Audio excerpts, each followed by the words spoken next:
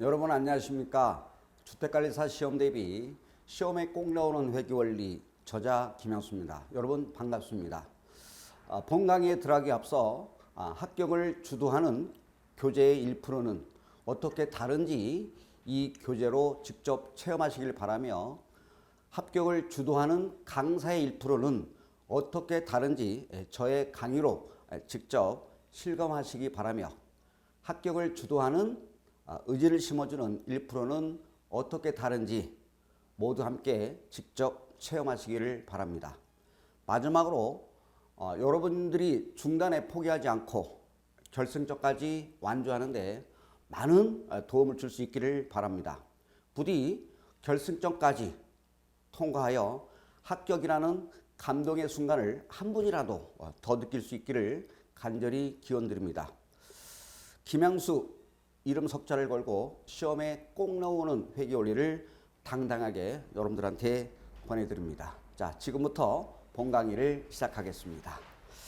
자, 교재를 보시면 자, 보셨나요? 합격을 주도하는 교재는 1%가 다릅니다. 자, 지금부터 직접 체험하시기를 바랍니다. 넘겨보시면 어떻게 합격을 주도할 것인가, 시험에 꼭 나오는 회계원리로 여러분들이 끝장을 보시기 바랍니다.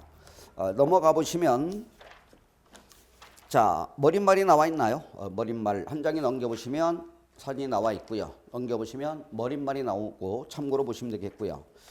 자, 챕터를 보시면 재무회계 파트가 나와 있나요? 재무회계 파트가 이렇게 단원별로, 그죠? 핵심 포인트가 무엇인지를 테마가 넘어가 보시면 84개로 구성되어 있고요. 84개면 각 테마별로 여러분 2문제씩 문제가 수록이 되어 있고요. 그 다음에 원가 관리회계 파트가 12개에서 2문제씩입니다. 그러면 총 챕터가 96개인가요? 96개. 96개인데 여기에 각각 2문제씩 문제가 수록되어 있습니다. 그러면 총 문제는 192문제로 구성이 되어 있습니다. 여러분들이 스스로가 플랜을, 계획을 세우시기 바랍니다. 아셨죠? 그리고 먼저 문제를 스캔해서 풀 수 있는지 아닌지를 여러분들이 결정하셔야 되고요. 그 다음에 주택관리사 올해 시험에 꼭 탈출하기를 바랍니다. 여러분 문제랑 친숙해지셔야 돼요. 아셨죠? 자, 그리고 그럼 192문제가 저와 함께 약 한 30강 정도에 걸쳐서 여러분과 저와 함께 문제를 풀어보도록 하겠습니다. 또 한 가지 한 5회독 정도, 5회독 정도는 여러분들이 보고 또 보고 해서 문제와 친숙하게끔 여러분들이 이 교재를 통해서 많은 도움을 있기를 바라면서 자, 페이지 12쪽에 들어갑니다. 10페이지인가요? 10페이지 보실까요? 10페이지입니다. 교재에 있기 때문에, 교재에 이런 내용이 있기 때문에 별도의 PPT는 판때기는 깔지 않고 바로 교재로 수업을 진행하겠습니다. 그리고 여러분들이 형광펜 하나 준비하시고요. 형광펜으로 줄치세요 해서 반드시 예습과 복습을 통해서 많은 도움이 되기를 바라면서 자, 10페이지 들어갑니다. 자, 1번에 보니까 회계 분류 나왔나요? 회계 분류는 재무회계와 무슨 회계로 분류하죠? 관리회계. 재무회계는 외부 정보 이용자를 위해서 만들어진 회계가 무슨 회계? 재무회계. 됐나요? 외부 정보 이용자에게 경제적 의사결정에 유용한 정보를 제공할 목적으로 외부 보고 목적의 회계를 우리는 무슨 회계? 재무회계가 되겠습니다. 자, 관리회계는 누구? 내부 정보 이용자인 경영자가 경영 의사결정을 하는데 필요한 회계 정보를 제공하는 내부 보고 목적의 회계를 우리는 관리회계. 자, 패스. 자, 2번입니다. 회계 순환 과정은 자, 우리 시험에 아직 출제는 되지 않았습니다만 반드시 거래가 발생해서 최종적인 산물인 재무제표가 어떻게 빠져나오는지를 나타내는 순환 과정입니다. 볼까요? 거래가 발생했어요. 그죠? 굿. 그러면 뭐 하죠? 거래가 발생했으면 최초로 기록한 수단이 뭐예요? 분계. 분계를 계정에 옮겨주는 걸 뭐라고 그래요? 전기하죠. 그죠? 포스팅. 전기를 하고 수정 전 시산표를 작성합니다. 뭘 작성해요? 수정 전 시산표를 작성하고 그 다음에 결산 수정 분계를 가운데 꽂아요. 결산 정리사항을 꽂아 넣으면 돼요. 그리고 수정 후 시산표를 작성을 합니다. 그리고 계정을 마감하고 마지막 재무제표가 작성이 됩니다. 그러니까 수정 전 시산표하고 수정 후 시산표에 뭘 꽂아놔요? 결산 정리사항을 꽂아 넣으면 되겠습니다. 됐나요?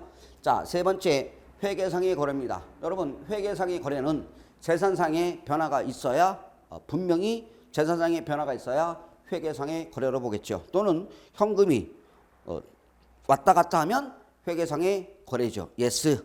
자, 회계상의 거래 봅니다. 화재 재해로 인하여 자산이 감소하다. 현금을 분실했고 자산의 가치가 감소하죠. 그죠? 그 다음에 거래처 파산으로 채권이 회수 불능됐습니다. 토지와 건물을 기증받고 주주로부터 현금을 출자받았고요. 줄치세요. 7번에 주식 배당을 실시하다. 여러분, 주식 배당을 실시하면 이익여금이라는 자본이 감소되죠. 그리고 자본금이 증가됩니다. 맞나요? 따라서 주식 배당을 실시는 회계상의 거래가 되겠죠. 그 다음에 자, 회계상의 거래가 아닌 거 볼까요? 상품, 원재료 등을 뭐하다? 주문, 줄치세요. 주문. 상품, 제품 등의 매매 계약을 체결하다. 계약만 체결했어요. 그 다음에 종업원을 뭐 했나요? 채용. 줄치시면 되겠고 주식을 무슨 분할했나요? 액면 분할은 조심하셔야 돼요. 주식의 액면 분할은 회계상의 거래가 아니고요. 5번 건물 등을 담보로 제공하다. 회계상의 거래가 아닙니다. 됐나요? 그러면 이렇게 회계 순환 과정과 회계상의 거래를 살펴봤으니까 그에 대한 문제를 직접 풀어보도록 하겠습니다. 자, 오른쪽 11쪽에 문제, 첫 번째 문제 볼까요? 다음은 회계 순환 과정을 이루고 있는 절차의 일부이다. 이 절차들의 순서가 바르게 연결된 것은 타 시험 기출문제가 되겠습니다. 자, 볼까요? 거래가 발생했나요? 오케이. 그죠? 거래가 발생했어. 예스. 미음은 들어가겠죠? 그러면 거래가 발생해서 뭐 하나요? 분계. 그죠?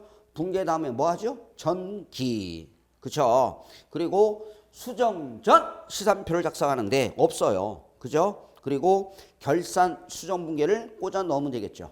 그리고 결산 정리상을 반영한 후에 작성하면 뭐예요? 수정 후 시산표를 작성하겠고요. 맞나요? 오케이. 그 다음에 뭐 하죠? 결산 정리 분계한 다음에 원장 마지막으로 뭘 하죠? 재무제표를 계정을 마감하고 재무제표를 작성됩니다. 됐나요? 그러면 정답은 몇 번이죠? 1번. 뭐 했나요? 다시 한번 분계했어요. 거래가 발생한 뭐예요? 분계. 그리고 뭐 하죠? 전기를 하죠. 그리고 수정 전 시산표를 작성하고요. 그리고 결산 정리사항을 하고요. 그 다음에 수정 후 시산표를 작성하고요.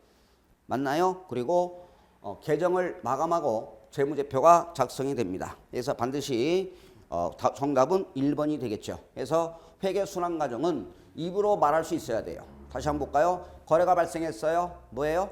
분계. 뭐 하죠? 전기. 그리고 수정 전 시산표를 작성하고 결산 정리상을 꽂아놓고요. 수정 후 시산표. 그 다음에 계정을 마감하고 그 다음에 재무제표가 작성이 된다. 이렇게 보시면 되겠고요. 자, 그 밑에 문제 두 번째 문제 들어갑니다. 회계상 거래가 아닌 것은 이렇게 우리 시험에 16회 나왔고요. 18회 나왔고 19회 출제가 됐습니다. 자, 1번 볼까요? 거래처의 부도로 인하여 매출 채권이 회수가 불가능하게 되다. 뻥났어요. 그럼 매출 채권이라는 자산이 감소가 되겠죠. 그죠? 2번 임대 수익이 발생하였으나 현금으로 수취하지는 못하였다. 그죠? 수익은 언제 인식하나요? 발생하면 수익으로 인식하죠. 그러면 아직 못 받았으니까 차번에 미수 수익이라는 자산이 증가되고, 그죠? 수익이 발생되겠죠. 회계상의 거래가 되겠죠. 기초에 3번 매입한 당기손익 공정가치 측정 금융자산의 공정가치가 기말에 상승했어. 주식을 샀어요. 올랐어요. 땡큐 수익. 그러면 자산이 증가되겠죠. 당기손익 금자라는 자산이 증가되고요. 올랐어요. 뭐예요? 수익. 땡큐 거래가 되겠습니다. 네 번째, 재고자산 실사 결과 기말재고 수량이 장부상 수량보다 부정한 것을 확인하였다. 수량이 부족해요. 그러면 재고자산이 감소되고 재고자산 감모 손실이라는 비용이 발생하겠습니다. 역시 회계상의 거래가 되겠고요. 5번, 기존 차입금에 대하여 금융기관의 요구로 부동산을 담보로 제공하다. 담보 제공 맞나요? 회계상의 거래가 아닙니다. 이렇게 해서 챕터 1번은 끝났습니다. 자, 12쪽에 가보시면 테마 2 순손익 계산인데요. 우리 시험에 16회, 17회, 18회, 20회, 21회 반드시 순손익 계산 문제가 하나가 출제가 됩니다. 1번에 보면 자본계정 나왔나요? 암기 별표 치세요. 반드시 나와요. 암기 되겠죠? 암기. 자, 그러면 제가 다시 한번 요거는 판때기다가 한번 깔아보고 문제를 풀어보도록 하겠습니다. 무슨 계정이냐? 여러분 자본 계정입니다. 무엇이라고요? 암기. 시험에 출제된다라고 보시면 되겠죠. 이거 못 외우시면 저 오늘 수업 안 끝날 겁니다. 지금 외우셔야 돼요. 자, 자본 계정인데 자본은 어디서 증가되죠? 대변에서 증가되겠고요. 그 다음에 자본은 차변에서 감소합니다. 됐나요? 오케이. 자본은 기초가 무슨 변을 박아요? 대변. 대변에 기초 자본이 들어가겠죠? 기초 자본을 픽스합니다. 그럼 여기가 기초니까 여기는 뭐가 될까요? 기말 자본이 되겠죠? 오케이. 이렇게 되겠죠? 그 다음에 여러분 유상증자. 즉 주식을 발행하면 뭐라고 그래요? 유상증자. 돈을 받고 주식 발행해. 그러면 자본이 뭐하죠? 증가가 되니까 대변에 유상증자는 대변에 꽂으면 되겠습니다. 유상증자하면 자본이 증가해 이거죠. 됐나요? 지금 증가 요인을 보겠습니다. 그 다음에 당기순이익이에요. 당기순이익은 자본의 증가를 가져오겠죠. 당기순이익은 자본의 증가. 맞나요? 오케이. 이때 당기순이익은 뭐에서 못 뺀 거예요? 수익에서 비용. 그죠? 수익에서 비용을 뺀 뭐예요? 당기순이익. 그 다음에 미실현이익인 기타 포괄손익이 들어가겠죠? 기타 포괄이익 이렇게. 그러면 유상증자, 당기순이익, 기타 포괄이익은 자본의 증가를 가져오니까 대변에 꽂으면 되겠고요.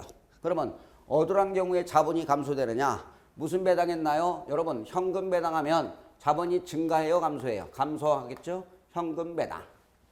그죠? 현금 배당. 그 다음에 손실 봤어요? 그럼 뭐예요? 당기 순손실이면 자본이 뭐예요? 감소 이렇게 되겠고 기타 포괄이익의 반대는 뭐죠? 기타 포괄 손실이 되겠습니다. 이렇게 해서 판때기를 깔아봤습니다. 됐나요? 자, 외우셔야 돼요. 기초자본, 유상증자, 당기순이익, 기타 포괄이익은 자본의 증가고요. 그 다음 현금배당, 당기순손실, 기타 포괄손실은 자본의 감소가 되겠죠.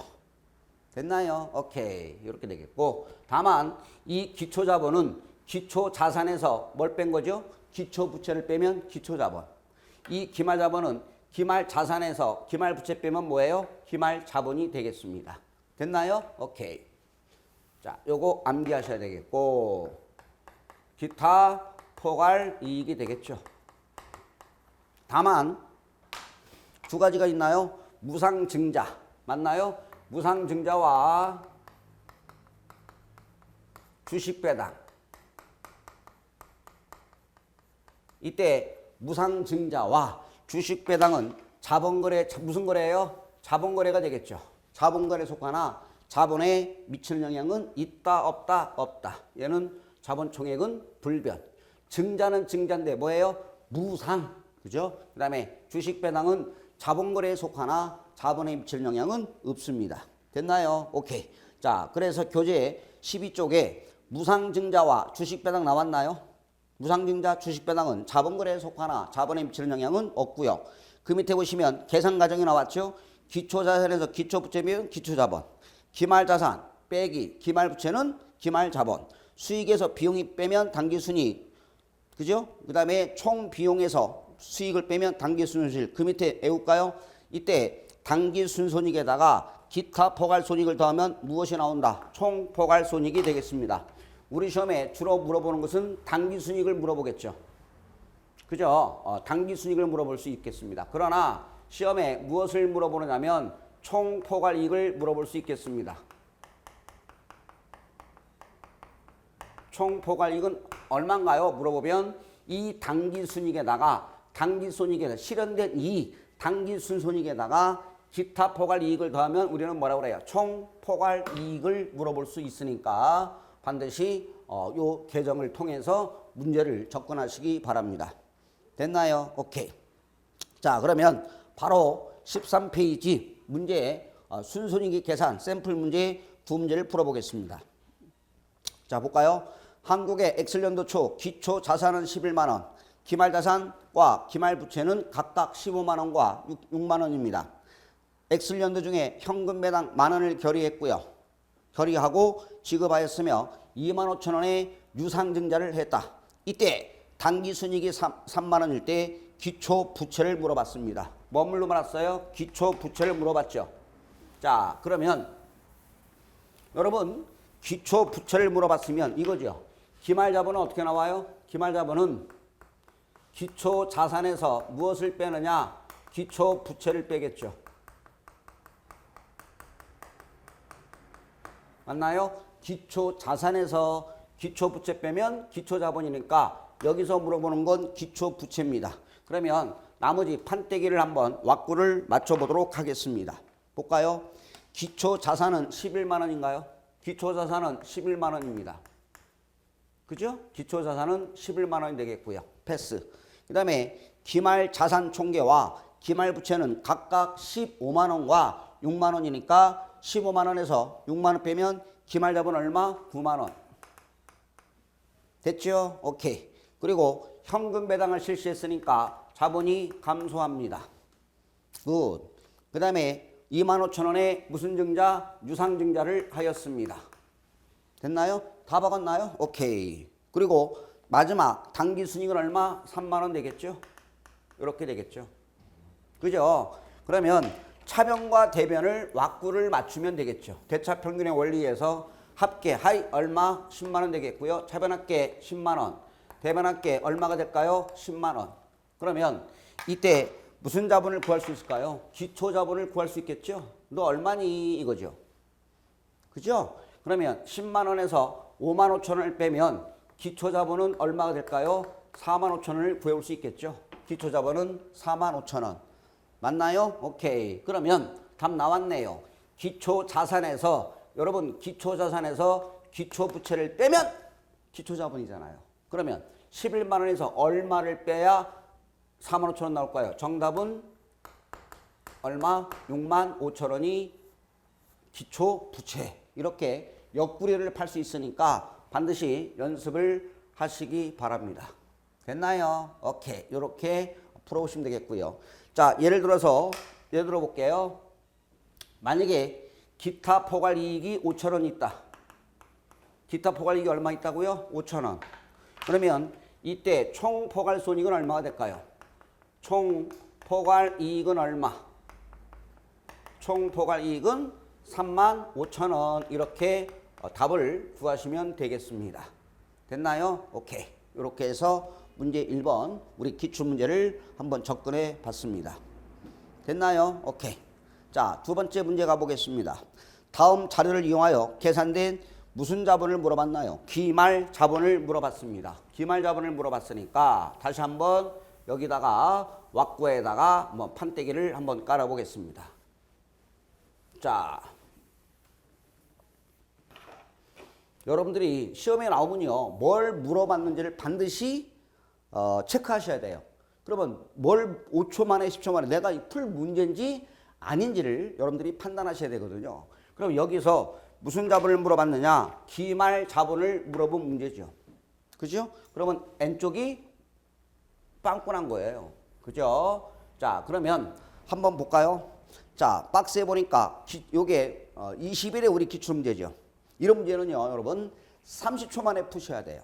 합격은 맞추는 게 중요한 거 아니라 내가 시간 안에 몇 문제를 풀어낼 수 있느냐. 이거 시간과의 싸움입니다. 보시면 기초 자본 자료가 나왔죠. 자본금 오케이. 이 잉여금, 재평가 잉여금. 따라서 기초 자본은 얼마가 되느냐? 21,300원이 되겠죠. 21,300원 이렇게 되겠고요. 자, 박스 밑에 단기 중 액면 금액 500원에 보통주 10주를 주당 1,000원에 발행했습니다. 그러면 자, 주식을 발행하면 뭐예요? 유상 증자가 되겠죠. 그러면 여러분 가장 기본적으로 분기는 할 수 있어야 되겠죠. 주식을 발행하면 무엇이 증가되느냐? 자본금이 증가합니다. 이 자본금은 언제나 무슨 금액으로 움직여요? 액면 금액으로 픽스가 돼 있어요. 이때 자본금의 크기는 언제나 무슨 금액? 액면 금액. 액면이 얼마죠? 500원 이거죠. 500원인데 몇 주 발행했나요? 10주. 그러면 얼마가 되죠? 자본금은 언제나 무슨 금액으로 움직여요? 액면 금액으로 움직입니다. 그런데 액면 500원짜리를 1,000원에 발행했으니까 현금은 얼마 꽂아야 돼요? 1,000원 이게 되겠죠? 1,000원 이렇게. 그러면 유명한 거 있죠. 주식을 발행하면서 초과해서 발행했으니까 무엇이 되느냐? 주식 발행 초과금 되겠습니다. 주식 발행 초과금은 얼마? 얘는 10주면 5,000원이죠. 5,000원. 그리고 주식 발행 초과금 5,000원. 죄송합니다만은 현금은 얼마 받았어요? 10,000원. 이거 되겠죠. 그러면 이 거래를 통해서 자본은 얼마 증가했나요? 그럼 무엇을 쫓아가시면 돼요? 현금을 쫓아가셔야죠. 실질적으로 자산의 증가가 있으니까 실질적으로 자산의 증자가 있으니까 무슨 증자라고 그래? 유상. 돈을 받고 주식을 발행하니까 유상 증자가 되겠습니다. 이때 얼마죠? 10,000원. 됐나요? 오케이. 그 다음에 단기 순손실 보세요. 오, 손실이에요. 이거죠. 그죠? 그러면 여러분 단기 순손실이면 자본이 증가하나요? 감소하나요? 감소. 자본은 어디에서 감소하나요? 차변에서 감소합니다. 따라서 단기 순손실은 얼마? 200원 픽스가 되겠죠? 오케이.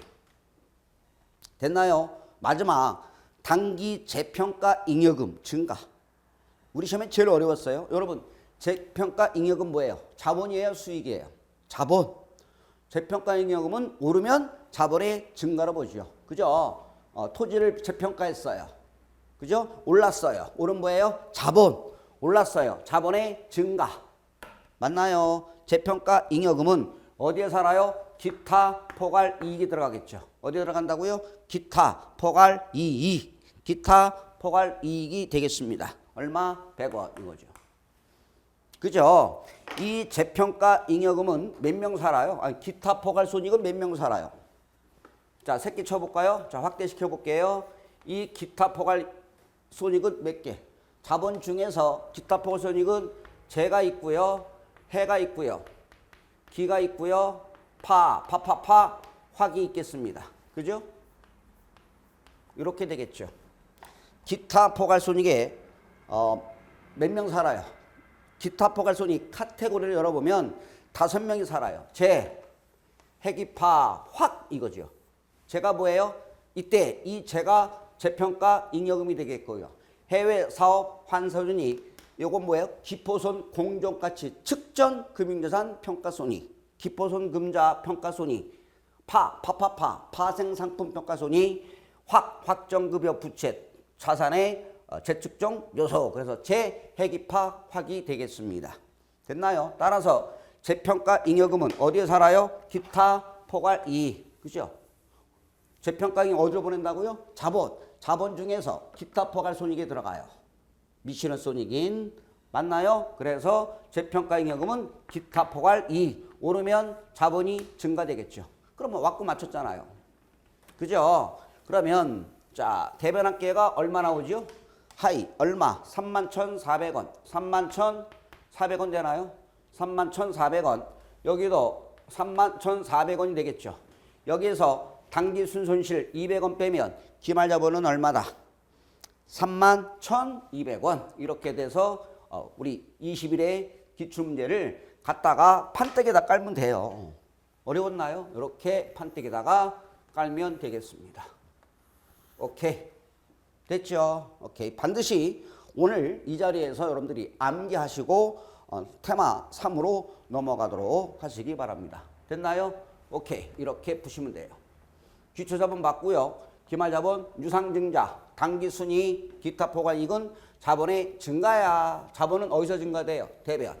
현금 배당, 당기순 손실, 기타 포괄 손실은 자본의 뭐예요? 감소니까 차변에 갖다 박으면 되겠습니다. 됐나요? 이렇게 해서 우리 기출문제 두 문제를 함께 풀어봤으니까 다시 한번 저와 함께 푸는 게 중요한 게 아니라 여러분들 스스로 문제와 친해게끔 반복적으로 다시 3회독, 2회독을 하시면 많은 도움이 될 겁니다. 자, 넘어가겠습니다. 자, 14쪽에 보시면 테마 3, 거래 결합관계와 계정에 대해서 학습해 보도록 하겠습니다.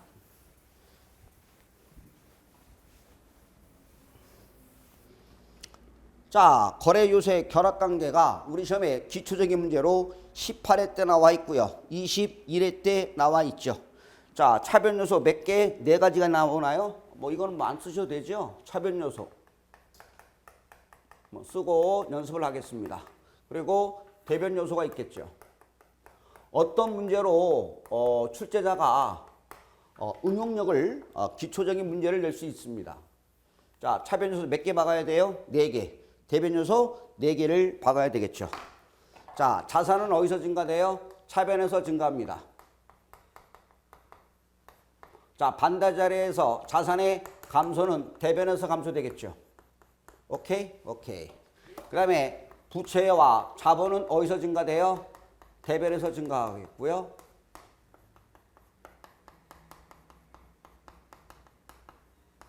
그 다음에 부채는 어디서 감소해요? 차변에서 감소하겠죠. 자본도 차변에서 감소합니다. 오케이. 그리고 자산 부채 자본이고요. 비용은 차변에서 발생합니다. 그리고 수익은 대변에서 발생합니다. 오케이. 차변에 4개 받고 대변에 4개 받겠죠. 이렇게 되겠습니다. 그러면 우리 시험에 20회 때는 어떻게 출제됐느냐? 20회 때 출제됐는데 자산의 증가를 시키는 거래에 해당하지 않는 것은 이렇게 시험에 응용돼서 출제됐죠. 이렇게 자산의 증가와 거래와 해당되지 않는 것은 이렇게 돼서 시험에 물어볼 수 있겠고요. 맞나요? 오케이. 이렇게. 자, 그러면 자, 문제를 한번 그럼 풀어볼까요? 자, 오른쪽에 문제를 먼저 한번 볼게요. 거기 나왔죠? 보세요. 자산을 증가시키면서 이거네요. 여러분, 자산을 증가시키면서 뭐예요? 동시에 수익을 발생시키는 회계거래는 이거죠. 얘하고 얘지요. 그죠? 자산의 증가와 동시에 수익을 발생할 수 있는 거래를 고르세요. 발라내세요. 이거죠. 그러면 1번 들어갑니다. 난이도는 뭐예요? 하. 상품 판매 계약을 체결하고 계약금을 수령했다. 여러분, 빵값을 미리 받은 거죠. 미리 받은 돈 이거죠. 그러면 빵값을 미리 받았어. 그러면 빵값을 미리 받았으니까 자산의 증가. 굿. 빵값을 받았으니까 부채가 뭐 한 거예요? 미리 받은 돈 뭐예요? 부채의 증가. 아웃. 이렇게 되겠죠. 됐나요? 오케이. 두 번째. 지금 수익을 발생을 찾아야 돼요, 여러분. 그러면 1번은 아웃 되겠죠. 2번. 은행으로부터 설비 투자 자금을 차입했다. 은행으로부터 현금을 차입했다. 자산의 증가. 차입했으니까 차입금이라는 부채가 증가되겠죠. 맞아요. 너도 아웃 이렇게 되겠고. 3번. 건물에 대한 보험 계약을 체결하고 1년분을 보험료를 선급했다. 여러분, 보험료를 미리 줬다. 그죠? 그러면 현금이 나갔으니까 자산이 감소가 되겠고요. 여러분, 보험료를 지급했을 때 한 끗 차이죠. 자산으로 처리할 수도 있고 비용으로 처리할 수도 있죠. 보험료로 처리했다면 비용이 발생이 되겠죠. 그죠? 비용이 발생이 될 수 있겠죠. 됐나요? 오케이. 그리고 선급 보험료라는 자산으로 처리할 수 있잖아요. 그죠? 그러면 자산으로 처리했으면 자산의 증가와 자산의 감소가 만날 수 있죠. 그럼 절대 수익의 발생은 해당 사항이 없잖아요. 됐나요? 오케이. 4번. 전기에 외상으로 매입한 상품 대금을 현금으로 지급하다.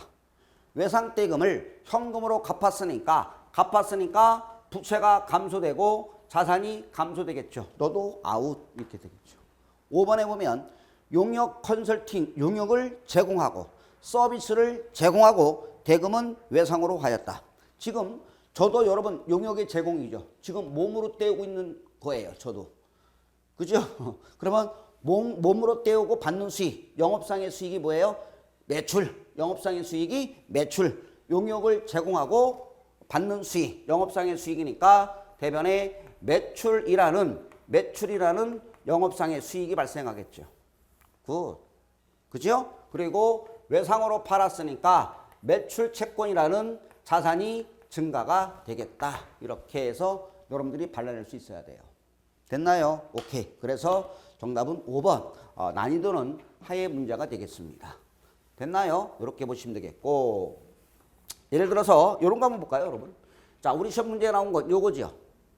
어떠한 경우에 부채가 감소되고 어떠한 경우에 수익이 발생할까요? 이거죠. 만날 수 있나요? 예. 부채를 탕감받았다. 그죠? 채무를 면제받다. 이것도 우리 시험 기출 문제죠.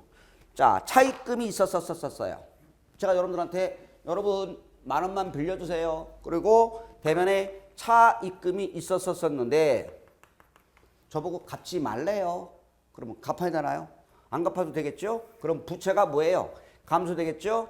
차변에 차입금이라는 부채는 뭐 할 거고요? 감소되겠고, 나는 땡큐 수익이죠? 땡큐. 그러면 대변에 채무 면제 이익이라는 무엇이 발생할까요? 수익이 발생하겠죠. 그죠? 그래서 부채의 감소, 수익의 발생. 이렇게도 나올 수 있겠죠. 됐나요? 오케이. 이렇게 보시면 되겠습니다.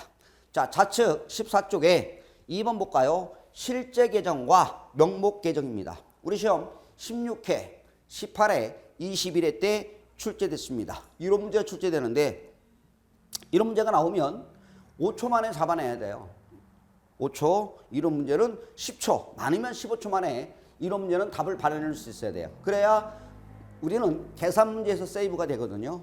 아셨죠? 오케이. 자, 그러면 실제 계정 나왔죠? 그죠? 실제 계정, 연구 계정이라고 그랬는데 읽어볼까요? 출치세요. 재무상태표 계정인 출치세요. 자산, 부채, 자본. 오케이. 자산, 부채, 자본, 자산 및 부채, 자본 계정을 말합니다.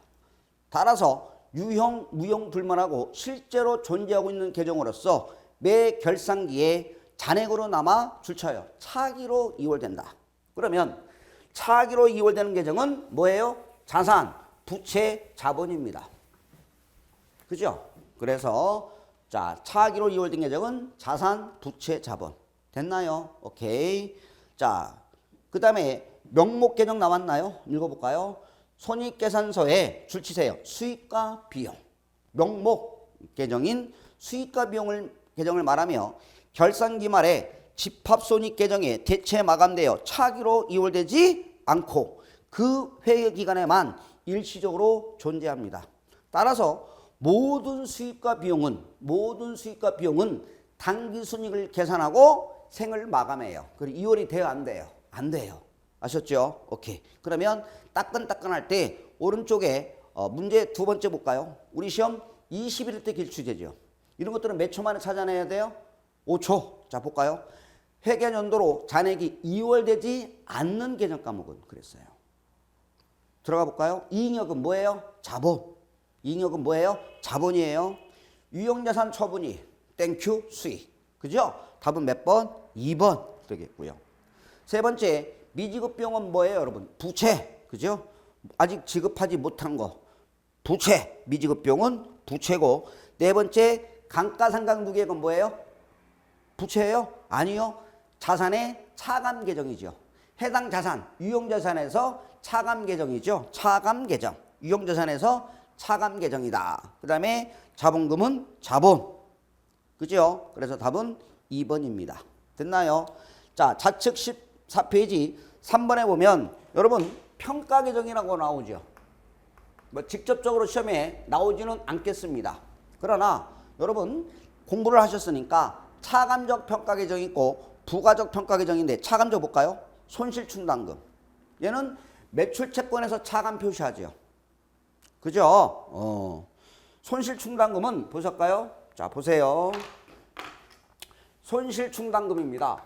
얘는 태생이 무슨 변이에요? 손실충당금은 태생이 대변이에요. 태생이 무슨 변이라고요? 대변. 절대 부채 아니에요. 그러면 얘는 어디에서 차감 표시할까요? 매출 채권에서 차감 표시하겠죠. 그죠? 매출 채권에서 차감 표시합니다. 그러면 대변에서 차변으로 오고 싶어요. 그러면 음수를 달고 오죠. 그죠? 대변에서 차변으로 이양하면 부호가 음수를 달고 오셔야 돼요. 그래서 매출 채권 밑에 손실충당금. 맞나요? 이렇게 해서 매출 채권에서 차감하는 계정이 되겠죠. 손실충당금. 됐나요? 오케이. 그 다음에 재고자산 밑에 박아요. 재고자산 평가충당금. 감가상각누계액은 건물 밑에 감가상각누계액 표시하죠. 건물 밑에 유용자산 밑에 감가상각누계액, 비품 밑에 감가상각누계액, 기계장치 밑에 감가상각누계액. 역시 차감 계정이 되겠고요. 손상자손누계액도 감가상각누계액처럼 간접 차감하죠. 오케이. 사채 할인 발행 차금. 사채에서 사채 액면금액에서 차감 표시하죠. 현재가치 할인 차금. 그 다음에 부가적 평가 계정은 사채 할증 발행 차금은 부가적 평가 계정입니다. 단독적으로 나오지는 않겠지만 하나의 지문은 시험에 나올 수 있어요. 볼까요? 우리 시험에. 자, 보세요. 사채 볼까요? 사채를 할인 발행했습니다. 액면 금액은 얼마냐? 10만 원입니다. 그런데 사채 할인 발행을 했습니다. 그러면 사채 할인 발행 차금이 나오겠죠. 만약에 5천 원이다. 차감 표시예요. 이렇게. 그러면 사채 발행 금액은 얼마? 9만 5천 원이 되겠죠. 그러면 이 10만 원은 뭐예요? 액면 금액. 그죠? 이 9만 5천 원은 무슨 금액이에요? 발행 금액이 되겠죠. 그래서 사채 할인 발행 차금은 사채에서 차감하는 계정입니다. 그래서 차감 계정 이렇게 얘기하죠. 이해돼요? 오케이. 그 다음에 부가적 평가 계정은 사채 할증 발행 차금입니다. 하나의 지문 나올 수 있게 이렇게 나올 수 있겠죠. 사채 할인 발행 차금은 액면 금액에 가산하는 가산 표시한다. 가산한다. OX, X 차감이에요. 그러면 할증 발행 한번 예를 한번 들어볼까요? 자, 할증 발행입니다. 자, 할증 발행은 액면 금액보다 높게 발행하면 무슨 발행이죠? 할증 발행. 액면 금액보다 낮게 발행하면 할인 발행. 그러면 할증 발행일 때는 사채 액면 금액은 10만 원인데 할증 발행했어요. 10만 5천 원에. 그러면 사채 할증 발행 차금 5천 이거죠? 빼나요? 아니요. 더해 주셔야 돼요. 그래서 발행 금액은 얼마? 10만 5천 원이죠. 따라서 사채 할증 발행 차금은 사채 액면 금액에 가산 표시합니다. 그래서 발행 금액은 얼마? 10만 5천 원. 그러나 사채 할인 발행 차금은 액면 금액에서 뭐예요? 차감 표시하죠. 그래서 여러분들이 혹시 이러한 평가 계정을 다시 한번 확인해 주시면 감사하겠습니다. 됐나요? 자, 이렇게 해서 테마 3번까지 해봤습니다. 여러분 첫 시간이다 보니까 저도 긴장을 많이 했고요. 그러네요. 그래서 다음 시간부터 편하게 공부를 이어서 하겠고요. 제가 가급적이면 여러분 날아갈 수 있어요. 막 그냥 날아갈 수 있겠지만 혹시 회계에 기초가 아직 부족하신 분들, 아직 2% 부족하신 분들 위해서 제가 지금 자세히 설명을 드리고 있습니다. 아무쪼록 시험에 꼭 나오는 회계원리 정말 저도 저자입니다만은 정말 잘 나왔습니다. 그리고 뒤에 말씀드리면 이렇게 뒤에 보시면 부록이 나와 있죠, 여러분. 빈출 핵심 지문 총정리가 시험에 나올 수 있는 거를 이렇게 이루는 대비해서 제가 지문이 한 4,500개 시험에 꼭 나오는 부분만 해서 한 20페이지 분량의 빈출을 해봤고요. 가급적이면 이것도 제가 제 생으로 그죠? 여러분들한테 직접 읽어서 나중에 mp3를 통해서 출퇴근하면서 많은 도움이 되게끔 여러분들한테 열강을 최선을 다해서 시험에 꼭 나오는 회계원리 그래도 저를 믿고 이 책을 구매하시는 여러분들한테 보답하고자 열심히 강의할 것을 약속드리면서 1강 마무리하겠습니다. 여러분 고생하셨습니다. 다음 시간에 뵙겠습니다. 감사합니다.